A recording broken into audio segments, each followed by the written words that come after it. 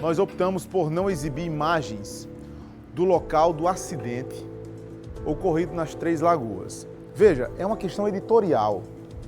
A gente está partindo do pressuposto que neste momento existe uma família me assistindo, a família paraibana nos assiste, inclusive com muitas crianças na sala nesse momento. Eu estou falando das imagens que são pesadas demais de um corpo e nós não vamos mostrar essas imagens.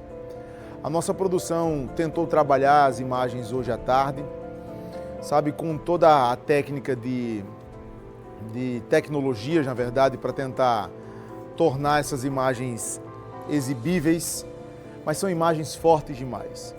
Em respeito a você, o telespectador, e também aos familiares da pessoa que morreu. A ela também morreu e merece respeito. Nós decidimos de forma muito calculada não exibir, em respeito a você. Porque mesmo que a gente tentasse desfocar essas imagens, a cena é muito impactante, é muito forte. Esse trabalho a nossa produção tem que ter e a gente vê essas imagens todas cruas. É muito difícil a gente assistir isso. É chocante, causa sequelas, inclusive psicológicas, para quem assiste. E a gente queria, nesse momento, poupar tanto a audiência como a família. É uma situação extremamente pesada e fere a dignidade. Fere a dignidade das pessoas que já foram, da que morreu e a sua que está em casa. Eu vou chamar agora ao vivo a Lamara Barros, que ela vai trazer informações desse gravíssimo acidente.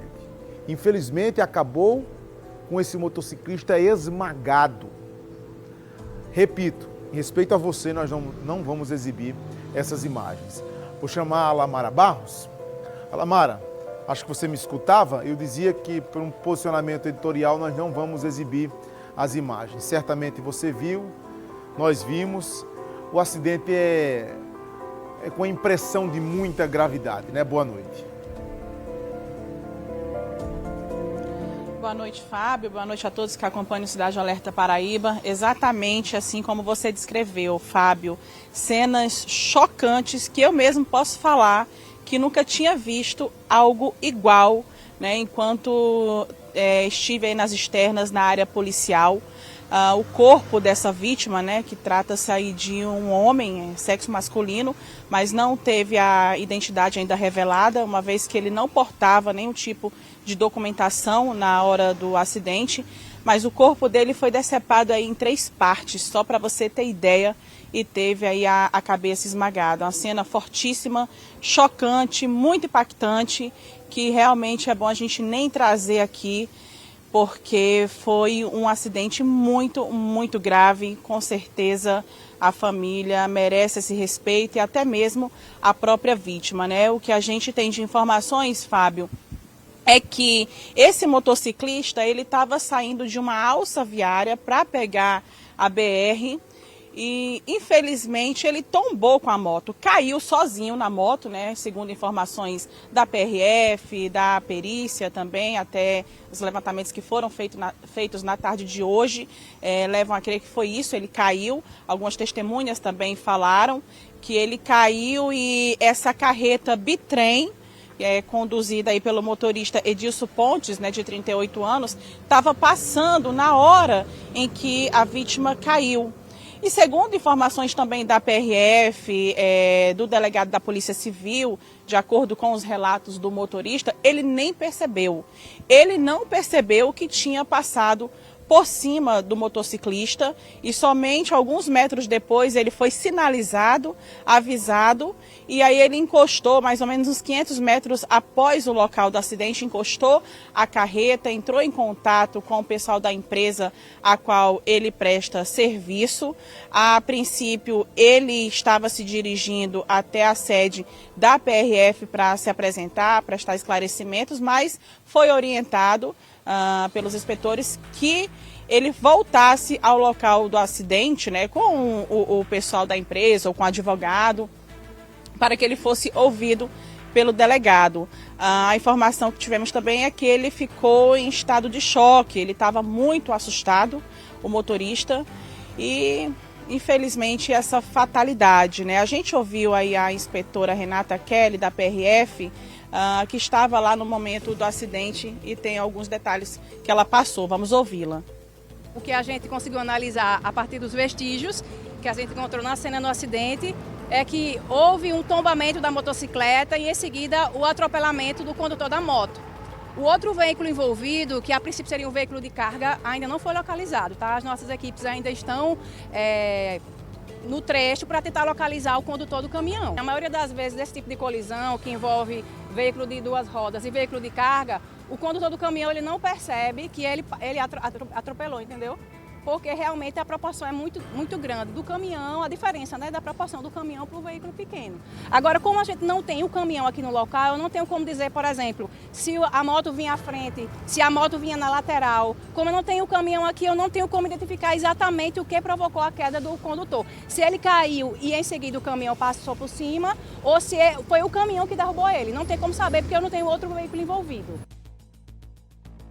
Olha, só uma correção aí, na verdade, atualizando, né? O motorista foi localizado, a carreta também estava estacionada mais ou menos uns 500 metros após o local do acidente. Aqui, nesse momento que a gente ouviu a PRF, realmente ainda não tinha sido localizado nem o motorista e nem a carreta. Mas a gente teve no local também onde a carreta estava estacionada, inclusive com marcas de sangue nas últimas rodas. Como eu falei aqui, é uma carreta bitrem e estava carregada de brita.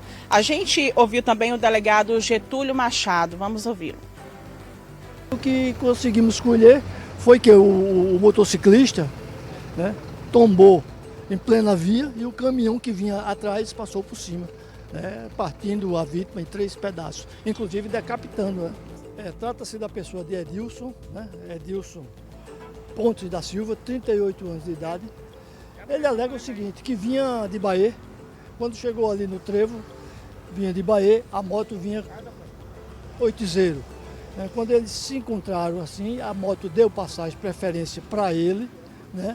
E ele entrou e não viu que houve um acidente, porque você vê o tamanho da carreta que é, né? É uma bitrem, né? Muito longa. Ele disse que não percebeu nada. Não percebeu, já foi avisado por outra pessoa que tinha ocorrido o acidente. Ele parou aqui alguns metros após o acidente. Ele parou porque ele diz? Disse que ele estava em estado de choque, não podia mais nem dirigir, não tinha o que fazer, estava pensando no que era que ia fazer. E foi localizado, né, pela polícia, veio para cá, se prontificou a prestar todas as declarações e está me acompanhando agora até a delegacia para ser ouvido. A vítima estava sem nenhuma documentação. Só lembrando que o Edilson Pontes, de 38 anos, é o motorista da carreta, né? Ele estava vindo de Bahia, dirigindo aí a carreta bitrem, estava carregada de brita, quando se envolveu nesse terrível acidente aí. E como ele relatou ao delegado, no momento ele não percebeu, né? Só foi acionado depois. Vamos ouvir agora a perita que esteve lá no local fazendo todo o procedimento de perícia lá com a vítima e no local do acidente. Quando chegamos no local, foi informado pelo histórico que houve uma queda da motocicleta na via de rolamento e depois a carreta passou por cima da motocicleta.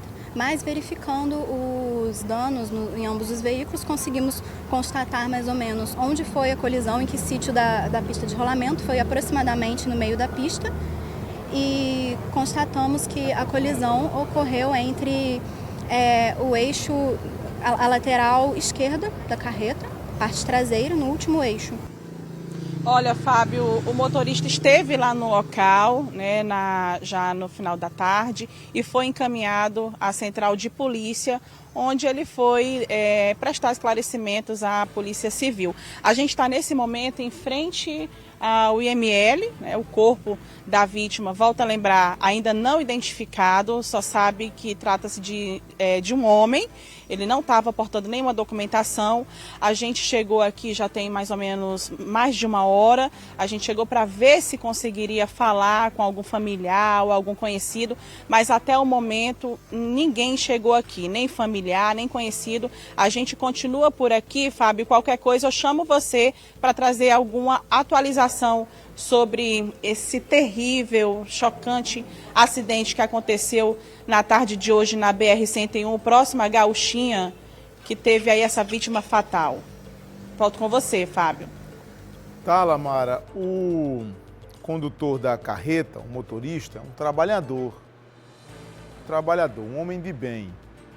A gente conhece um trabalhador pela reação dele, um homem de bem pela reação dele.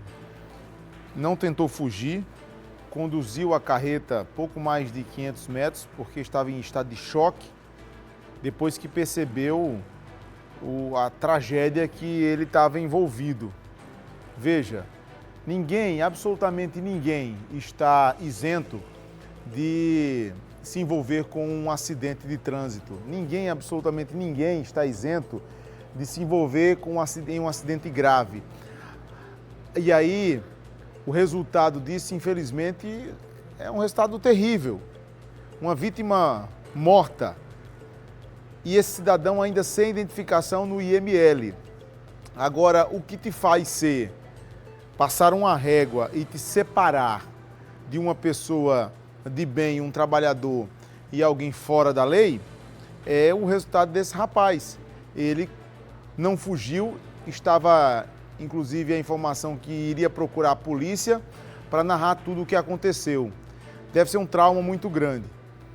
Mas a vítima que ficou no local, partida em 3 pedaços, segundo a informação da própria perícia, ainda segue sem informação, sem identificação. Quem é esse homem? Os familiares devem sentir falta dele já, porque se era também um trabalhador que saiu de casa cedo para ir ao trabalho, não vai voltar para casa. Então, uma esposa, uma mãe, um irmão vai sentir falta dele.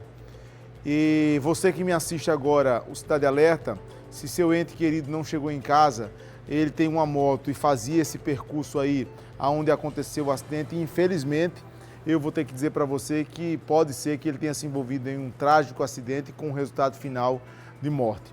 Muita atenção, gente. Nós temos que ter muita atenção no trânsito, sobretudo aquela legião de pessoas que conduzem motocicletas. Você que é motociclista, você que tem uma moto e usa para trabalhar e voltar ao trabalho, ou você que faz entrega por aplicativo, muito cuidado. Todos os dias assim, a gente narra acidentes aos montes de pessoas conduzindo motocicleta. E você é sempre a parte mais frágil. Entre um caminhão e uma motocicleta, óbvio que você vai ser a parte mais frágil. Muito cuidado, porque o bem mais precioso que a gente tem é a vida. Quando não morre, sequelas horríveis envolvendo acidentes com motocicleta.